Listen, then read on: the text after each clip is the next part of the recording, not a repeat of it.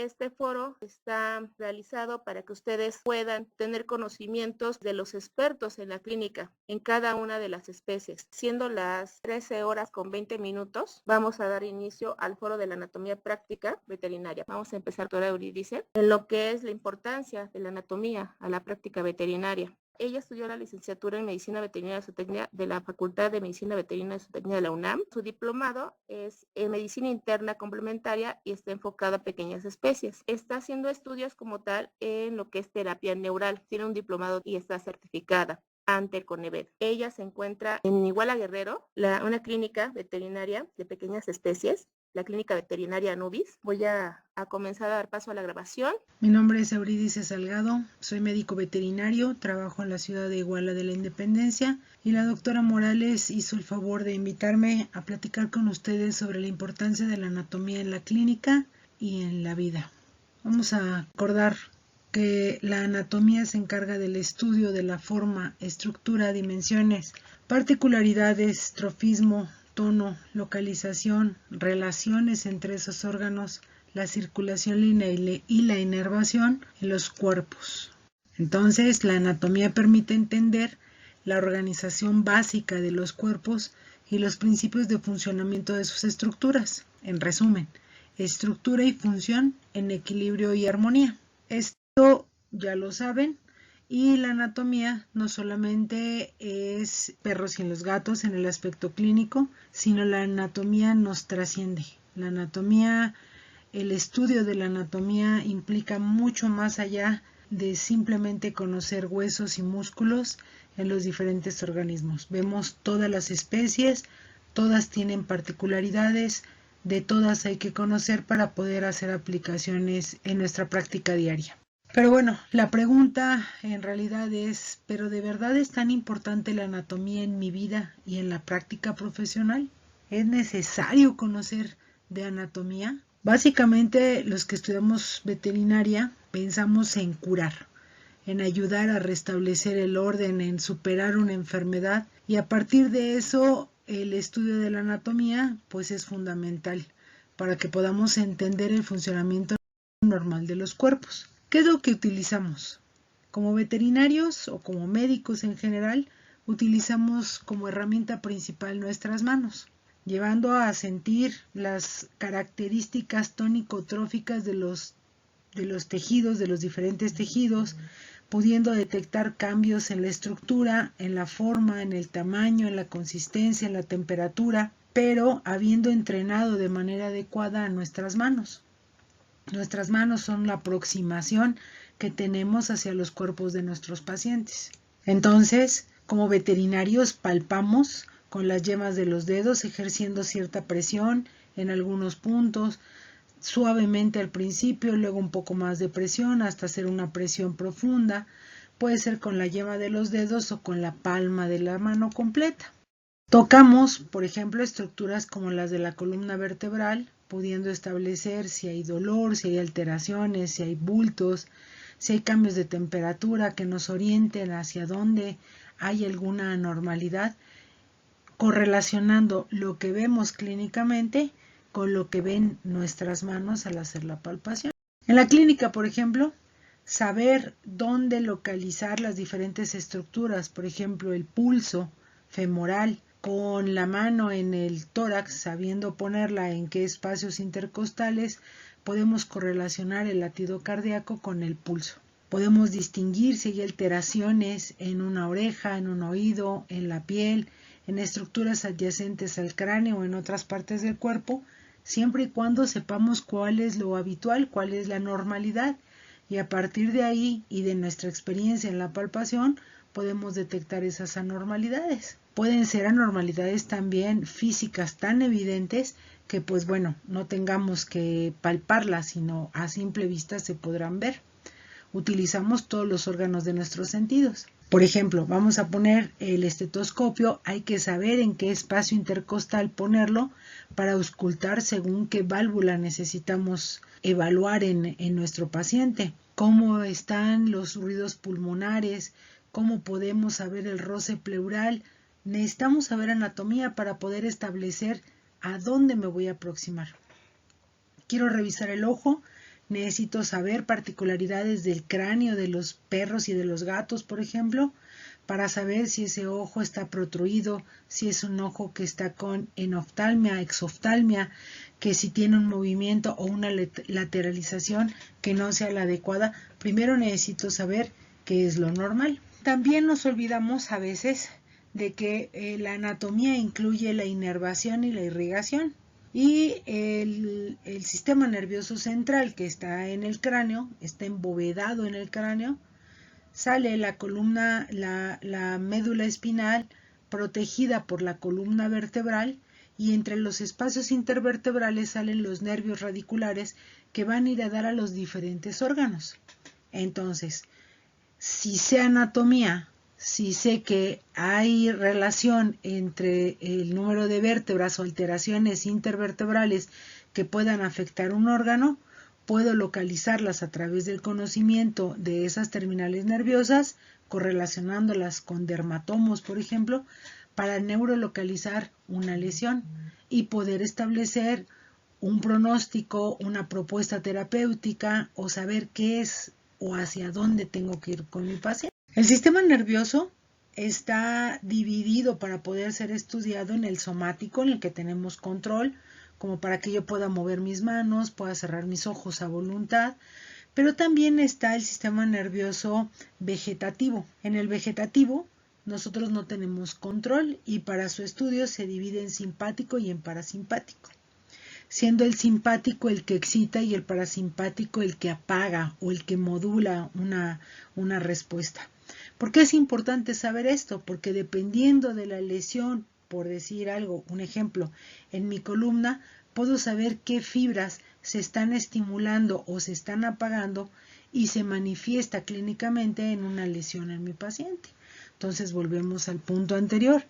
El estudio de la anatomía, el estudio de la neurología a partir de la anatomía o de la anatomía neurológica es muy importante para poder establecer o correlacionar con lo que clínicamente hallamos. Si nosotros sabemos, esto es un esquema ya en un animal, el otro era en humanos, pero es muy parecido, podemos correlacionar bien las estructuras, por ejemplo, saber cuántas cervicales tiene, cuántas torácicas tiene, cuántas lumbares tiene, cuántas vértebras coxígeas tiene, qué alojan o qué conllevan, qué terminales nerviosas van a salir de esa zona.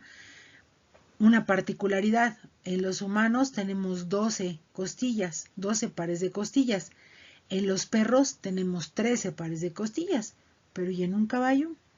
¿En un bovino? ¿Es lo mismo?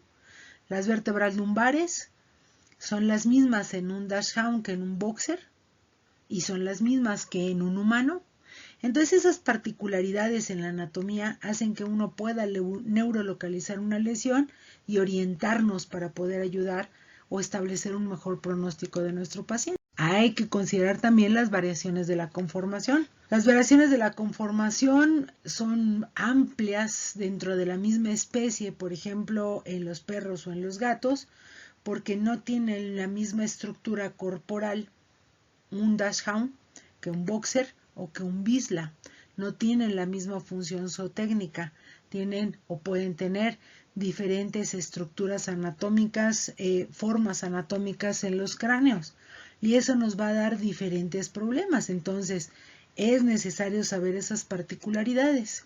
Tantas variedades como tantas razas hay, tantos tamaños como tantas razas hay. Puede haber perros muy delgados, puede haber perros muy gorditos como un bulldog o el bulldog francés, bulldog inglés, o puede haber perros que a lo largo de la evolución de la raza en injerencia con los creadores se han modificado para buscar estructuras o formas o morfologías que son agradables para el humano, pero que no siempre son las más adecuadas para el perro. Hay diferentes tipos de cráneo, están los braquicefálicos, los mesocefálicos, los dolicocefálicos, y estas particularidades hacen, por ejemplo, en los braquicefálicos como los bulldog francés o el pug, que puedan tener particularidades o dolencias que no va a tener, por ejemplo, un labrador. una estenosis de las fosas nasales, una elongación del paladar blando. Son muy comunes en perros braquicefálicos y no así en los perros labradores o los beagles o los rottweiler, pero tienen algunas otras particularidades. Un labrador, por ejemplo, es un perro que puede tener con mayor frecuencia problemas de osteoartrosis a edades relativamente tempranas, 7-8 años ya los estamos detectando. En los gatos sucede lo mismo. Hay gatos que han sido seleccionados por la mano del humano con características muy particulares, narices muy chatas, orejas muy puntiagudas, y eso hace que los cráneos vayan variando. Entonces es necesario saber en términos generales cuáles son estas estructuras que pueden estarse alterando por la mano del hombre y que van a afectar a la salud o a la función de nuestros pacientes. Igual que en los perros, tantas razas hay, tantas modificaciones puede haber. Orejas cortas, cráneos más redondos, cuerpos más largos, orejas más largas, se seleccionan por pelo, por masa muscular, etc. Vamos a poner un ejemplo de la vida diaria. En la clínica todos los días nos enfrentamos a que nosotros tenemos que inyectar a un perro. Y pensamos, o la gente en general piensa muy a la ligera sobre, wow, eso cualquiera lo hace. Pero no es tan fácil. Hay que ubicarlo anatómicamente. Por ejemplo, poner una inyección subcutánea tiene que ser en el espacio interescapular de manera muy frecuente.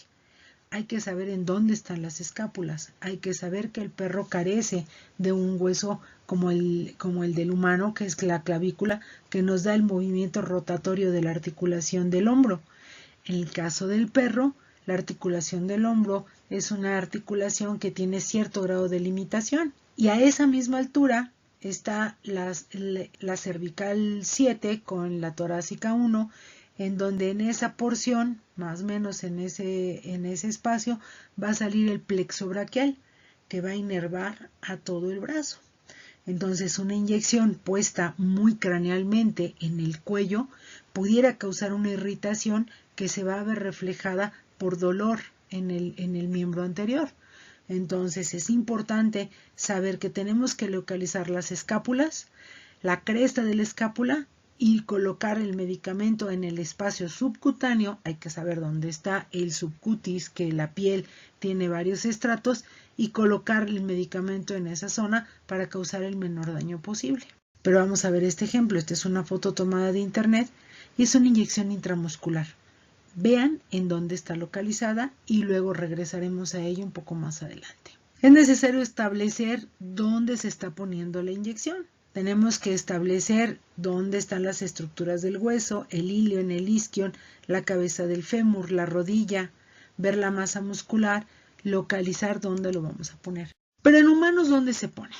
Entonces tenemos el ilion, tenemos el isquion y tenemos un glúteo más o menos generoso en los humanos, y entonces tenemos que ponerlo en el cuadrante superior externo para aplicar la inyección intramuscular, evadiendo así el trayecto del nervio ciático.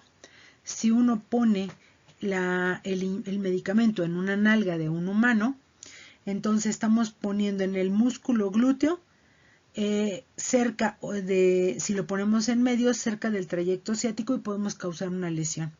Entonces se tiene que establecer cuál es la masa completa del músculo glúteo, cuadricularla, y en el cuadrante superior externo de cualquiera de los dos glúteos que decidamos inyectar, y ahí aplicarla. La indicación es porque estamos evitando la trayectoria del nervio ciático. Pero bueno, vamos a ver dónde está el músculo glúteo en el perro. Entonces, en la línea roja tenemos aquí el ilion, aquí el isquion, y todo esto señalado con verde son los músculos glúteos. El glúteo está en esta zona. Entonces nosotros evidentemente no estamos inyectando en el núcleo, en el glúteo al perro. Ahora vamos a ver, tenemos que ver los músculos de la pierna. Con esta línea azul vamos a ver que está el nervio femoral externo o superficial, y en esta bolita azul que pinté malamente es el ganglio popliteo.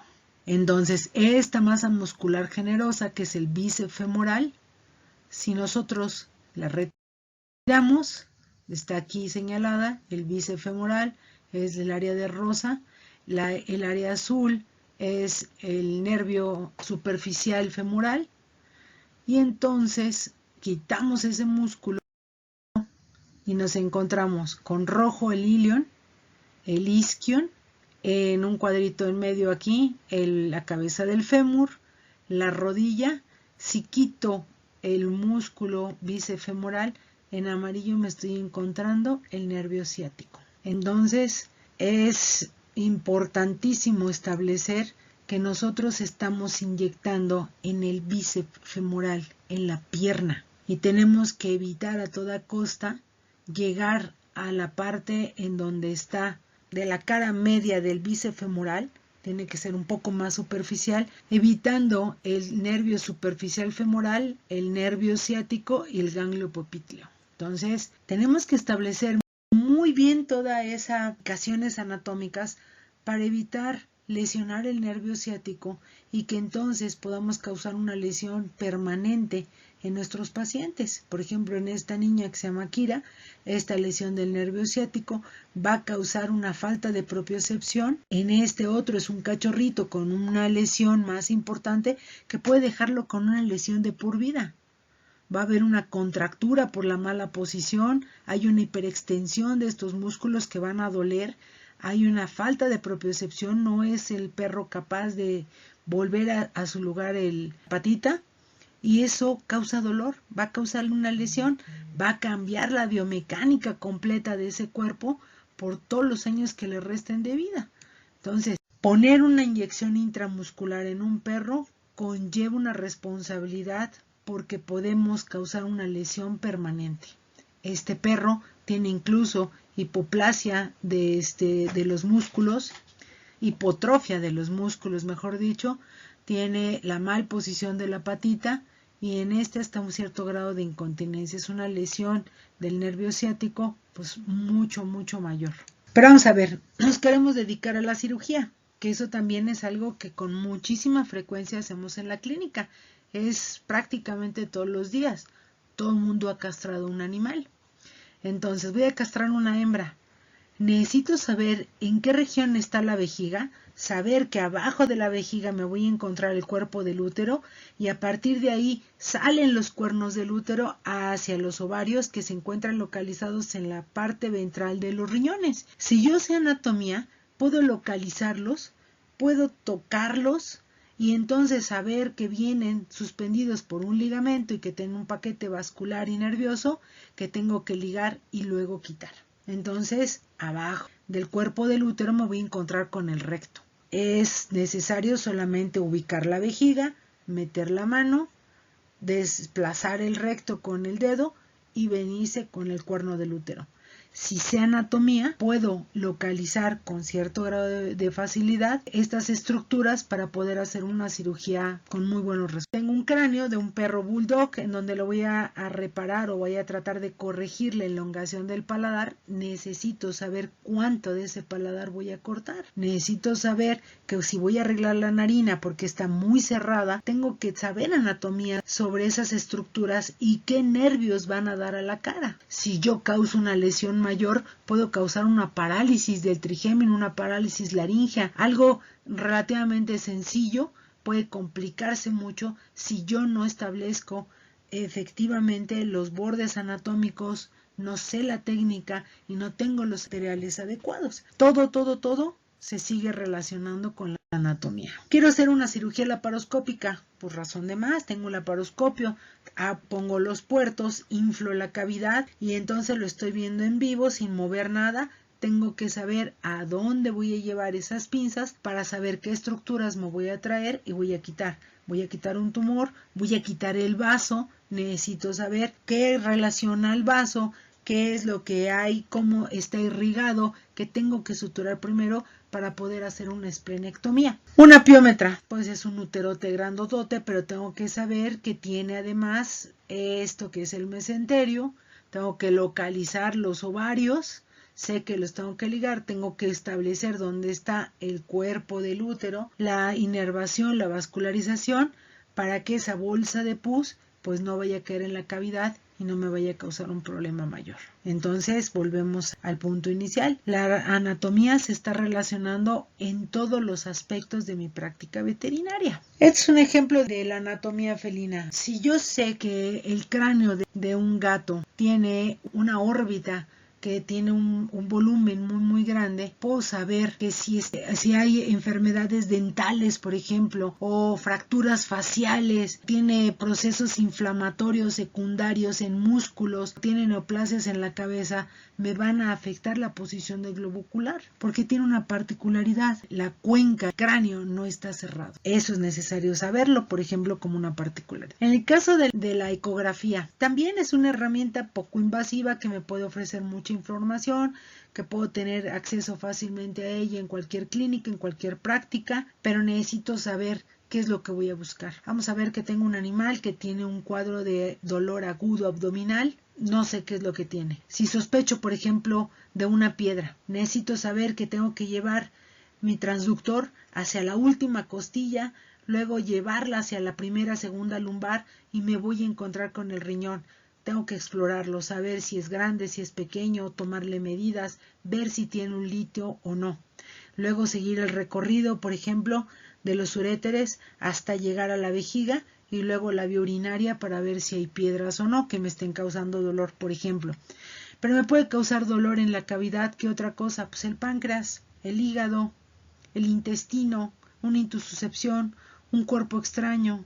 Entonces necesito saber en qué cuadrante, cómo están ubicados esos órganos, para que con mi transductor yo pueda desde afuera saber si hay cambios que me indiquen que hay, por ejemplo, una intususcepción, si hay líquido en la cavidad, perro fue atropellado, llega, puedo antes de abrir ver si hay líquido en los 4 puntos cardinales que me indica el examen rápido de ecografía, saber si tengo probabilidades de un estallamiento de víscera o de líquido que me esté indicando que hay una hemorragia, o una vejiga que no encuentro, que seguramente pudo haber sido traumatizada y está reventada. Eso me da herramientas, si yo sé de anatomía, para decidir tengo que entrar a cirugía o no, puedo esperar, ver qué es lo que hay, antes, por ejemplo, de tomar una radiografía. Antes de ver una fractura, necesito ver que los órganos dentro de esa cavidad, después de un atropellamiento, pues estén cuando menos completos, que no haya hemorragias. El hueso largo, pues ya lo veré un poco más adelante. Rayos X. Efectivamente, tengo que hacer una exploración, palpar con mis manos, saber en dónde puedo neurolocalizar una lesión para poder decidir en dónde voy a tomar una placa radiográfica. No voy a poner a radiarlo por donde sea. Necesito haber palpado, haber explorado de manera adecuada a mi paciente para hacerle un examen neurológico rápido, evaluar los pares craneales y entonces, después de un atropellamiento, ver que ese amigo que no tiene una urgencia porque no esté respirando, tenga un estado de conciencia adecuado, y entonces ya puedo llevarlo a un estudio radiográfico. Eso me lo da el conocimiento sobre la anatomía de ese paciente que llegó politraumatizado después de un accidente en la calle. Entonces, ¿cómo puedo saber con una placa radiográfica si este corazón es adecuado o no? Pues hay medidas. Entonces, si yo puedo medir los 2 ejes del corazón y luego relacionarlo con los cuerpos vertebrales a partir de la torácica 4, puedo sacar el índice de Buchanan y establecer, este perro tiene un corazón agrandado. Yo puedo tomar una placa radiográfica y decir, tengo a mi perro en mi corazón. Pero en realidad, si yo quiero saber cómo está ese corazón, necesito saber si este corazón es normal, por ejemplo. Evidentemente, este es un corazón agrandado, en donde ya no hay ni siquiera un espacio entre la pared costal y el cuerpo del corazón, está evidentemente redondo, y si yo tomo las mediciones para sacar el índice de Buchanan, seguramente va a estar alterado. Y esto puede estar presentando el perro un síncope, un distrés respiratorio. Ya son herramientas que me pueden ayudar al diagnóstico de patologías cardíacas o pulmonares. Pero este es un ejemplo en general. Si yo sé de anatomía, yo puedo establecer dónde están las aurículas, los ventrículos, los grandes vasos, la arteria aorta. Sé si puede estar mi diafragma tocando con el corazón. Puedo establecer si estos pulmones tienen aire o están con estructuras que me sugieran una neoplasia, una fibrosis o un problema neumónico. Para eso necesito saber de anatomía. Mi perro fue atropellado, tiene un colapso pulmonar, tiene 2 costillas rotas, necesito saber cuál es y cómo está para poder establecer o para poder dar un pronóstico y una terapéutica seguida. Pero fuera de la clínica, un ámbito que también nos compete a los veterinarios son las exposiciones de belleza y de razas. Es decir, bueno, ¿qué importancia puede tener la anatomía en una exposición de belleza? Pues déjenme contarles que sí, porque en las exposiciones de belleza y en la estética canina se hace en relación a estructuras anatómicas de conformación y morfológicas de cada raza. En un schnauzer, por ejemplo, tenemos que saber que el corte de pelo va a ir desde la articulación del hombro hasta la fosa de lijar y luego baja el corte hasta el corvejón. Si ustedes ven a un schnauzer que tiene una raya completa que llega hasta cerquita de la altura del ano, evidentemente esa persona que hizo no sabe ni de la raza y mucho menos de anatomía o de conformación de las razas. Si yo veo un poodle que tiene un corte y entonces los pompones no están a la altura de la articulación del carpo, sino están arriba o están abajo, yo puedo saber que esa persona que hizo la estética no es alguien que sabe de la raza, que no sabe que el poodle es una raza alemana de origen, que después pasó a la corte francesa y que, como es un perro de cacería, al adoptarlo las mujeres de la corte francesa y el perro cobraba en los lagos fríos, tenían que proteger las articulaciones y ese es el porqué de los pompones que van en la articulación. Parece sencillito, pero se necesita del estudio de la anatomía y de las características propias de la raza y de su función zootécnica para que yo pueda establecer un corte de pelo, que parece algo sencillo, pero también conlleva el estudio de la anatomía, de la morfología y de la función zootécnica de ese animal. Un perro de pelo largo, tengo que ver al juzgarlo, por ejemplo, ver las estructuras, si está enógnata, prógnata, si la mordida es adecuada, si la conformación de los ojos es la adecuada, si las estructuras musculares son las adecuadas, y eso es parte del juzgamiento. Pero eso también se da en el ganado. Hay juzgamientos en el ganado. Vamos a ver, es un animal de carne, necesito ciertas estructuras más desarrolladas, o es un animal que se dedica a la producción de leche, por ejemplo. Si se dedica a la producción de leche, entonces lo que tengo que ver es la conformación de la ubre, por decir algo. Pero me interesa la fisioterapia y la rehabilitación, que también es parte de la clínica diaria. Necesito saber, haber neurolocalizado la lesión, si pasó por una cirugía, qué tipo de cirugía fue, qué músculos están afectados, cuáles son agonistas, cuáles son antagonistas, cuáles son las estructuras que unen las fascias, los músculos, la propiocepción, la anatomía propia de ese paciente que estoy viendo para fisioterapia y rehabilitación para poderle proponer un plan terapéutico. ¿Dónde voy a poner los electrodos? ¿En dónde le voy a poner el cátodo o el ánodo?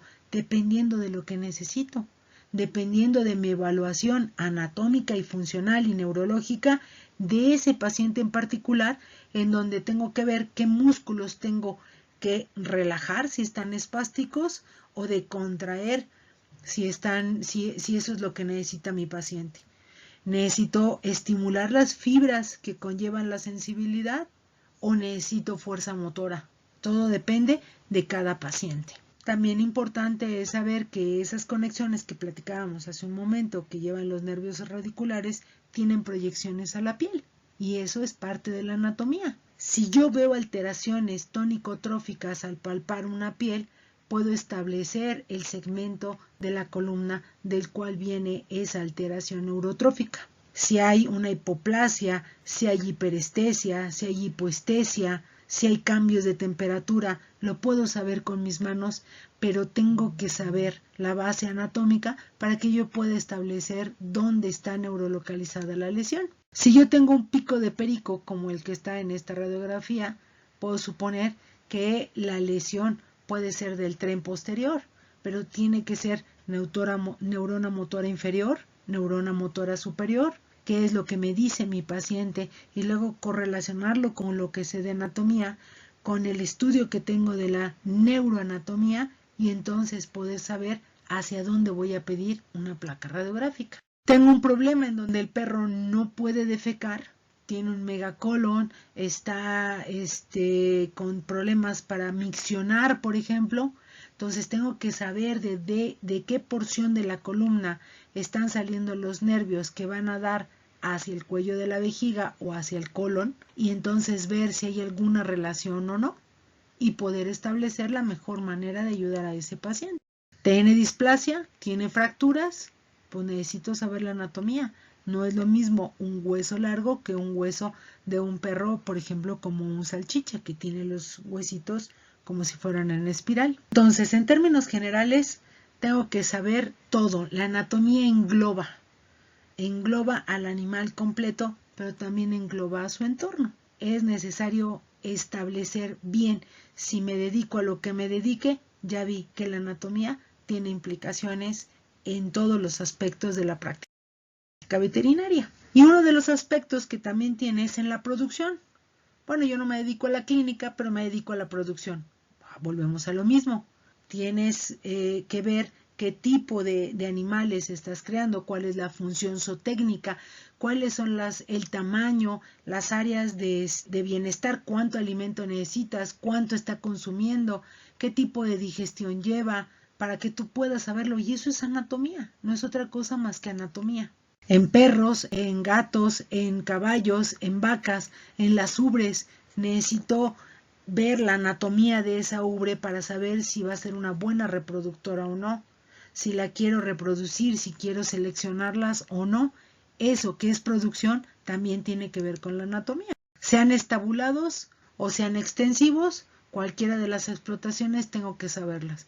Si voy a saber que un animal tiene un volumen grande, está consumiendo tanto de pasto por sus mismas características anatómicas, tengo que saber cuántos animales puedo darles de comer con esta extensión de pasto o cuánto alimento voy a necesitar. ¿Las voy a inyectar en algún momento? Sí. ¿Se inyectan en el mismo sitio que los perros? Pues no siempre. Difícilmente vamos a inyectar en el cuello de un perro un antibiótico, pero es muy frecuente en la tabla del cuello inyectarles antibióticos o algunos otros medicamentos a las vacas. Las vacas también requieren, por ejemplo, de pruebas como si fueran la ecografía, pues hay que revisarlos con el ecógrafo y hay que saber anatomía.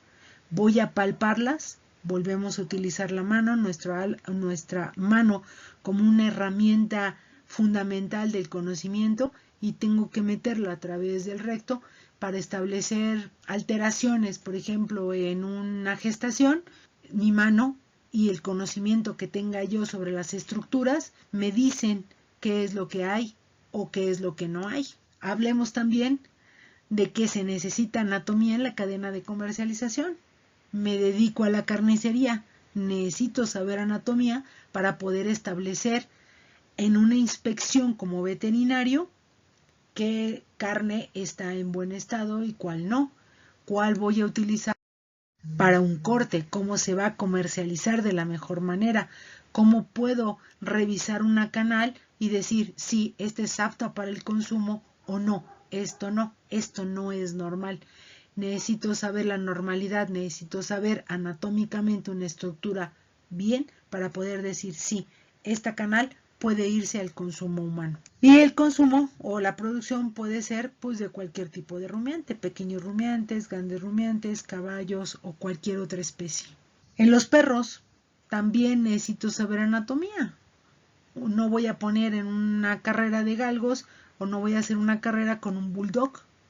Su estructura, su morfología, su tipo de cráneo, sus estructuras de respiración, sus masas musculares, no son para moverse, Para eso hay este tipo de animales que tienen una función zootécnica específica y entonces desarrollo masas musculares que le dan velocidad y a lo mejor no finura, pero eso también es anatomía.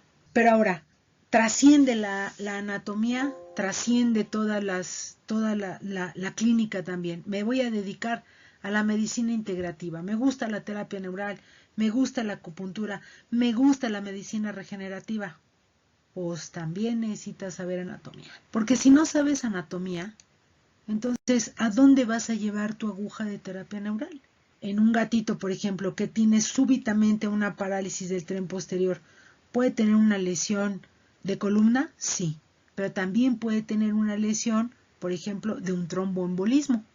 Entonces, necesito tener en mi mente dónde se bifurcan las arterias ilíacas, dónde está el pulso, cómo puedo saber si tiene pulso, las patas están frías, están calientes, tiene reflejos, no tiene reflejos, y entonces poder saber qué es lo que tengo. ¿Tengo un problema con un trombo o tengo un problema con la columna? ¿Es músculo esquelético o es vascular o es nervioso? Y eso también pues me lo tiene que decir mi conocimiento de la anatomía. Pero les decía yo que hay cosas que nos trascienden. Este señor se llama Alfred Pischinger, es un austriaco y en su curiosidad por conocer la anatomía, por saber la anatomía, se preguntó ¿qué hay en el espacio intercelular? Porque yo veo músculos, veo huesos, veo órganos y en medio, ¿qué hay en medio? ¿Es un tejido de relleno o no sirve para nada o sirve para mucho? Entonces, el espacio intercelular la llamó él la matriz extracelular, pues esta matriz extracelular es el tejido conectivo y su nombre está bien puesto, conecta las estructuras, pero no solamente como algo inerte, como algo que está ahí. Estas que se llaman fascias y el espacio intercelular, estas fascias es el tejido que conecta un órgano con otro, un músculo con otro y es visible. Son los pellejitos que vemos en la carnicería. Pero entre cada célula hay un espacio y en ese espacio, ese es el que se llamó la matriz extracelular o el sistema básico de Pischinger. Y él vio a través de ese estudio, esa curiosidad que le dio sobre la anatomía, que eso era importantísimo porque era un sistema de conducción de señales. Entonces, todo ese espacio intercelular tenía una función fundamental en la transmisión del impulso energético o de la información que transmite a través de todo el cuerpo, porque es una red ubicuitaria, está desde la punta hasta la punta del pie. Pero lo fantástico de ese sistema básico de Pischinger es que ese espacio intercelular es el que recibe todo el desecho celular, dióxido de carbono, anhídrido carbónico, grasas, y el capilar arterial entrega oxígeno, entrega nutrientes, proteínas y recoge el capilar venoso, todo eso desecho metabólico de la célula y lo lleva a depurar. Entonces lo lleva al pulmón, entrega CO2, recibe oxígeno, lo lleva al hígado, se depura, lo lleva al riñón, se depura y se saca a través de la orina y en cierta parte se saca a través de la piel. Cuando hay algo que ahí no funciona, que ese sistema de depuración está fallando, por decirlo de alguna manera, entonces hay una acidificación de ese tejido. ¿Y cómo lo voy a ver en la clínica? Pues exactamente así. Ustedes pónganse a hacer ejercicio, mucho ejercicio, y al día siguiente tiene una cantidad de ácido láctico que les causa dolor. Y les causa además que ese tejido está sometido a una acidificación y entonces va a volverse anómalo. Se ensucia, por decirlo de una manera. Y entonces vieron que esa estructura podría tener un estado intermedio de la materia que se llaman cristales líquidos. Esos cristales líquidos se encuentran entre las membranas celulares, entre una membrana celular y otra. Eso es lo que hace que se transmita esa información. Ven cómo a partir de una curiosidad anatómica empiezan a descubrirse más cosas. En los años 60 no le dieron mucha importancia, pero ese cristal líquido y estas fascias que son las que intercomunican y las que forman los retináculos, los tendones y forman ligamentos y sostienen las articulaciones, no estaban solamente ahí para conectar, sino tenían funciones mucho más específicas, que era una biotensegridad, que es como un engramamiento, un acompañamiento que hace que la transmisión de la información de todo lo que nos pasa no solamente ocurra a través de la fibra nerviosa, sino a través de esta red. Y entonces los ingenieros, que fueron mucho más abusados que el ámbito de la medicina en ese momento, vieron que esos cristales líquidos tenían una aplicación en la ingeniería. Eso que sucede en mi cuerpo, que hace que yo pueda responder ante cualquier estímulo y todo mi cuerpo pueda responder ante una agresión, libera cortisol, me preparo para correr porque me van a atacar, o veo a alguien que me gusta mucho y entro en parasimpaticotonía y me pongo a levitar porque me siento muy bien porque estoy viendo a la persona que amo. Ellos vieron que esa información se transmitía a través de esos cristales líquidos que estaban dentro del cuerpo, y la aplicación que le dieron fue en las pantallas LCD, que son las que ahora nosotros utilizamos para el teléfono celular y para que ustedes y nosotros estemos comunicados a través de las computadoras. Entonces, a partir del estudio de la anatomía de los cuerpos humanos, se tomó la ingeniería muy en serio este descubrimiento y sentó las bases para hacer las pantallas líquidas, y ahora pues vean, todo mundo usamos las pantallas líquidas y los teléfonos por la velocidad en la que transmiten esa información. La aplicación en la ingeniería a partir del estudio de la anatomía, pues ahí está. Ustedes lo están viendo, no me lo crean a mí, búsquenlo y entérense. Pero ¿te gusta la acupuntura? ¿Te gustan otras técnicas? Pues también tienes que saber anatomía, porque todos los meridianos están relacionados con cuerpos anatómicos para poner la aguja, dependiendo de lo que quieras estimular o deprimir. Para poder neurolocalizar o poner una aguja, un meridiano, tienes que saber, por ejemplo, que el Renmai 8 coincide con el ombligo, que el canal de Renmai corre a lo largo de una línea media en la parte ventral, que tienes que como puntos anatómicos ubicar el apéndice sifoides, el esternón, para poner los puntos de Renmai 22, Renmai 17, que coinciden con estructuras que van a dar al timo, que es una glándula que está sobre el corazón, cerca del corazón. Por ejemplo, está el ano, está la vulva, y yo sé que ahí hay un punto que se llama Renmai 1, pero también sé que si ahí meto una aguja, me voy a encontrar con unas ramas que van a dar al nervio pudendo, que se encarga de contraer o de relajar el esfínter de la vejiga. Vuelve a hacer anatomía. Necesito tener conocimiento de anatomía. Puede ser que no tenga conocimiento de acupuntura, que eso es extensísimo, no acaba uno de estudiarlo nunca, pero vean la relación que debe tener con la anatomía para que ustedes puedan atreverse a poner una aguja de acupuntura. Pero entonces no solamente los ingenieros vieron un filón en un descubrimiento de anatomía, sino eso que platicábamos hace rato de las fascias, vieron que era una biotensegridad, y nace esa palabra que es concebida a través de la arquitectura, que son estructuras que a través de autotensarse son compuestas por esqueletos rígidos y cables en la arquitectura, que son fuerzas de tracción y de compresión que forman un todo integrado. Pues eso es un cuerpo humano.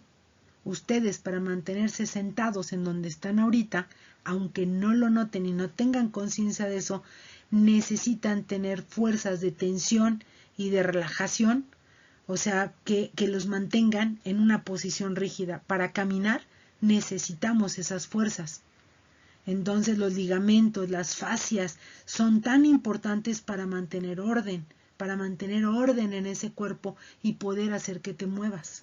Los arquitectos se tomaron muy en serio también esa aplicación de la anatomía, ese descubrimiento de las fascias, y entonces dijeron, caray, hay que hacerlo porque eso es en la biología de los seres vivos que se encuentran esas estructuras, pues vamos a combinarlos para hacer construcciones que sean mucho más estables. Y entonces a partir de modelos anatómicos, empiezan a hacer grandes construcciones como estos domos, como estos puentes que se sostienen a partir de estructuras rígidas como los postes y cables que tensionan en diferentes direcciones para mantener la estructura. Vean, es una joya de la arquitectura. El aeropuerto de Denver, que también es un ejemplo de la biotensegridad o de la aplicación de la tensegridad en esas estructuras.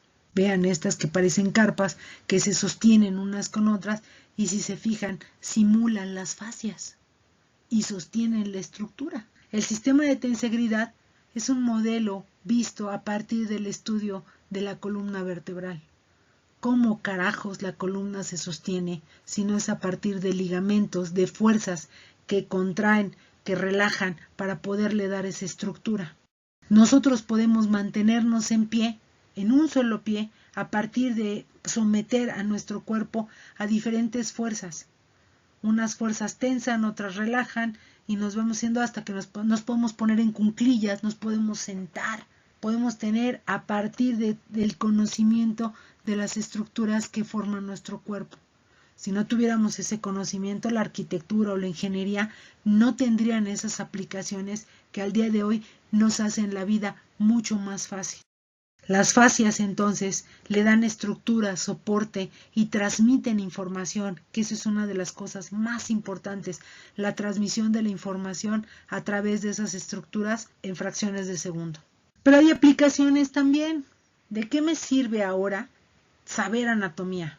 Pues bueno, ustedes se quieren sentar en una silla cómoda y tienen que tener un modelo ergonómico. Entonces, el estudio del cuerpo humano para hacer sillones, hacer sillas, mantenerte en una buena posición y mejorar la producción, mejorar el entorno laboral, pues es a partir de un estudio de la anatomía para mejorar el rendimiento del ser humano. Antonio Gaudí es un arquitecto catalán que él tiene el reconocimiento de hacer estructuras bellísimas, pero una de las cosas que él veía era la naturaleza.